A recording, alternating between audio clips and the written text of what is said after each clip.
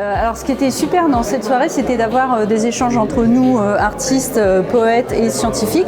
En fait, de faire comme un bilan de la façon dont on voit les interactions pour chacun, mais aussi les échanges avec le public. Et là, ce qui était assez touchant, c'était que chacun pouvait parler de son arbre et de son expérience, de vraiment du côté sensible de l'arbre et de se dire mais comment on calcule là-dessus des données botaniques et comment ça renforce notre rapport à l'arbre.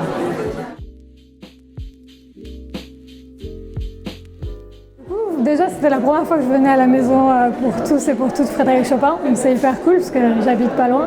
Et ensuite, incroyable parce que je venais à cet événement plutôt sur le concept, voilà, art et sciences, je trouvais ça pertinent parce que ce sont des rêveurs, des rêveuses qui se fédèrent ensemble pour faire évoluer les choses, mais juste en partageant leur perception de leur environnement, leurs souvenirs d'enfance, les choses les plus intimes d'eux et d'elles et qui deviennent universelles.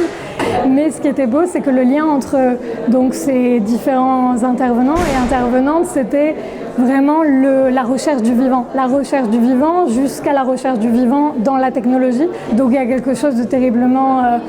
je sais pas, une énergie incroyable qui est sortie de tout ça et en fait je m'attendais pas à ça et on ressort avec à la fois des super références de films à voir, de livres à lire, etc.